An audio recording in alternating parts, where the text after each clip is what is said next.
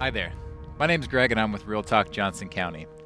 Our goal is to promote healthy conversations and awareness of the diversity in Johnson County through storytelling. And today I have with me Sukhleen. Sukhleen, thank you for joining us. No problem. Please tell me a little bit about yourself. I am 22. I currently am a retail banker. I work in Franklin. I live in Franklin. I'm from New York. I was born in New York. Most of my life I spent in New York. So I have two younger brothers. Moving here was, I think, like the biggest culture shock. And I've been here for 8 years now, but I'm still getting used to it. And I guess it's just one day I'll be fully comfortable with living in the Midwest.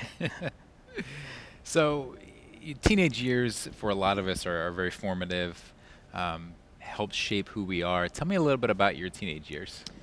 Most of my teenage years, my parents were married. My parents got divorced when I was 14, so I think that had a really big impact because I feel like ages 12 to 14 is when you really like find yourself and you find what you like and what you want to do in life, which is pretty young, trust me.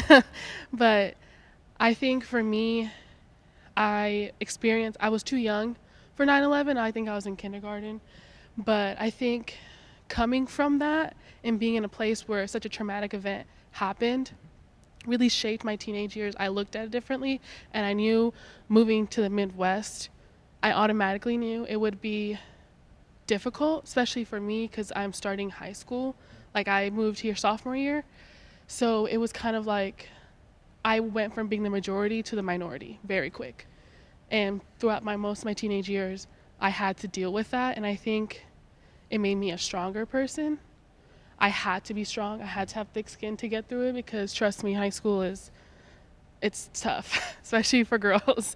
Those girls are mean. And to be honest, I think it really helped shape me as a person and got me ready for college. So, yeah. So what made it hard transitioning from New York to the Midwest? I won't forget people. Now I'm used to it, pronouncing my name absurdly wrong. But since 5th grade, I've had a nickname, Sue. And my 5th grade math teacher gave it to me. And, I always just call me Sue. I wouldn't even let them pronounce my name. And I think that's when I started compensating, or compromising when I shouldn't have. That was my given name. I should go by that. And I got guessing my ethnicity was like the number one thing that I threw me off when I moved here. People would guess my ethnicity and think it was okay because they're used to it. Like they're not used to having a minority here. They're used to seeing the same color every day. And I got used to that. And I'm a little bit of a smart mouth, so I got in trouble a lot. I would or people ask me my nationality. I'm like, I'm American. I was born and raised here. And my mom would look at me like, you know what they're asking. I'm like, I know what they're asking, but I think it's a little, out of the books. Like you shouldn't be asking somebody that. Or my brothers both wore turbans. One still has long hair. The other one recently cut it. And I was used to the stares after 9/11. It was a thing we adapted to, which blows my mind that we have to adapt to things like that. People thinking of us differently based on our looks.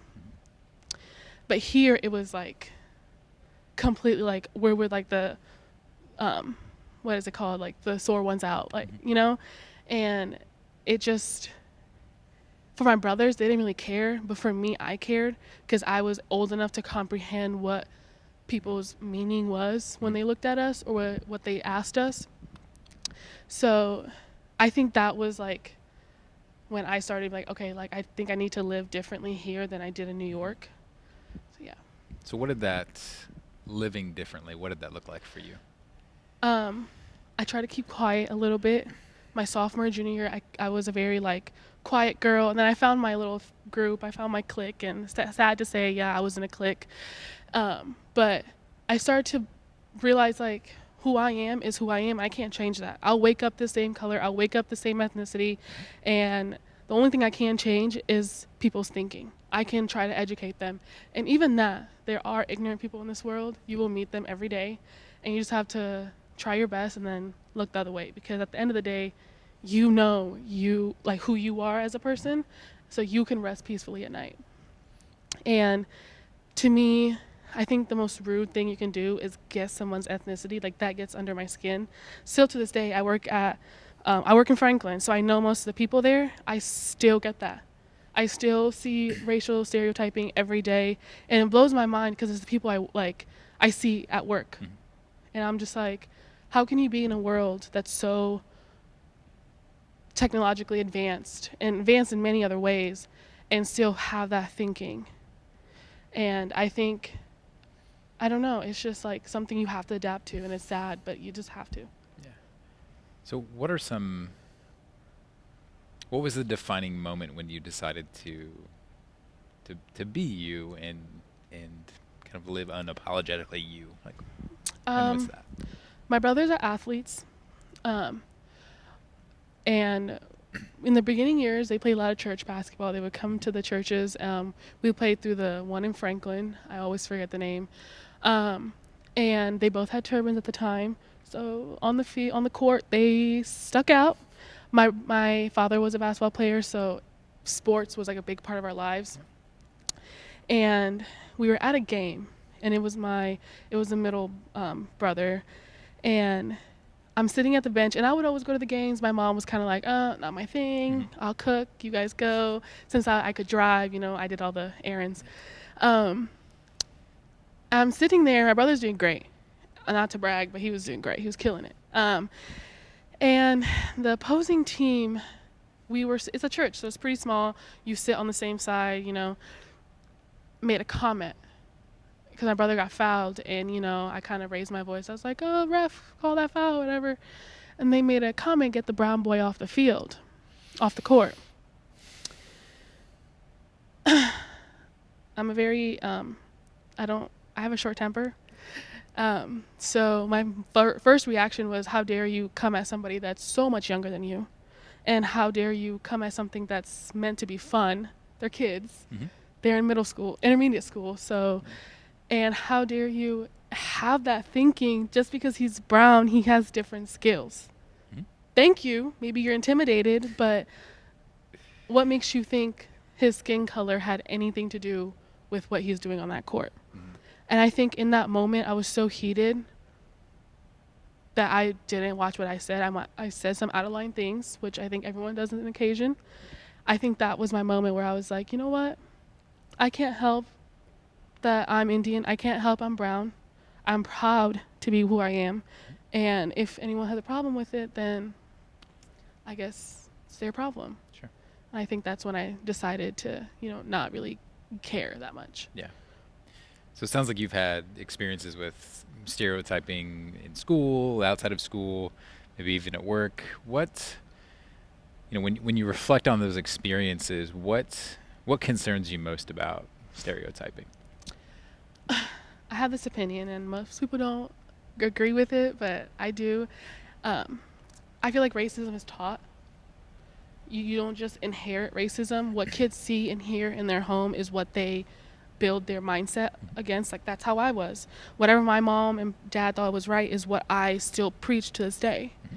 And I think if us as kids, like, I'm the future. My brothers are the future of America, okay? That generation is the future. And I feel like if we're more open-minded and we teach our kids to be open-minded and not have such closed-minded thoughts and to be open to learning about new religions, cultures, even if it makes you uncomfortable, and it really does. Trust me, I'm Indian, and I have African friends, learning about African culture, I'm like, oh my gosh, you guys do that, or trying to learn the language. It's uncomfortable, but it's the fact that you're trying. Mm-hmm. We're at a point now in the world where one could certainly say that there's not a lot to be hopeful for.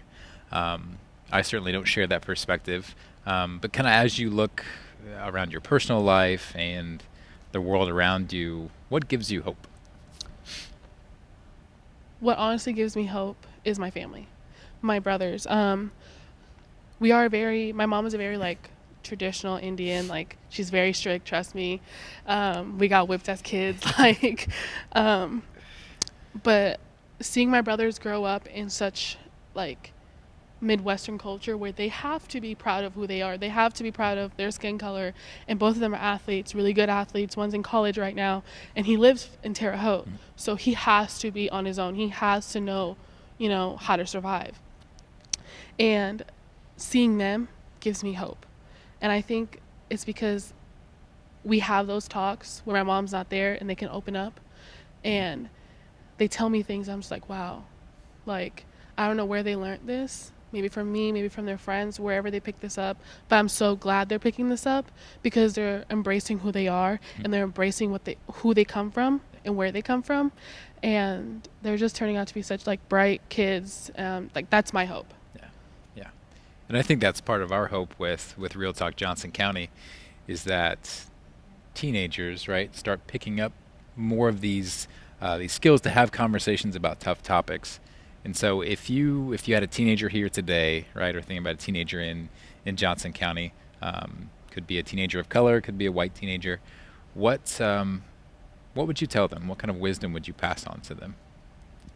To be honest, the only thing I would say is forget about what other people think about you. I know that's like the main focus in teenage lives. It was mine, trust me. But you just have to let it go. Because at the end of the day, you're going to grow up and you're going to live your own life. No one's going to live that life for you. The decisions you make, you're going to live the consequences. You're going to live the whatever, right? Just be yourself. If your friends are making you doubt because you can't do this or you can't say that or the way you look, the way you dress, maybe they're not your friends. Because I'm at a point in my life where the friends I have right now, I know I'm going to go on. And I'm 22. It took me that long to get there. Because at 17, 18, when I graduated high school, I thought those friends were, that's it. Like, this is my group. I went to college and I was like, whoa, there's a lot more to explore about me, about other people, and how people function. For teenagers who may struggle grasping that, what advice would you give them? Start little. If you're being discriminated against because of the way you talk or the way you look, wear that with pride. And you will see, if you have confidence and people see you have confidence, that's what scares them. That's what makes people back off. Start with little things, like physical little things. And at the end of the day, in a year, in 6 months, you're going to be a whole completely different person because you won't have a problem changing other things to make yourself comfortable. Right. So, yeah. Oh, that's great advice. Thank you for sharing. Sukhleen, thank you for giving us your time and telling us a little bit about your story. No problem. My pleasure. We want to thank you too for tuning in. And again, our goal at Real Talk Johnson County is to promote healthy conversations and awareness of diversity in Johnson County through storytelling. And we hope that the conversations don't end after this video. We can only make change if we take the initiative to listen to other people's stories, learn, and put those learnings into practice. So we hope that you take this information and that you go start a conversation.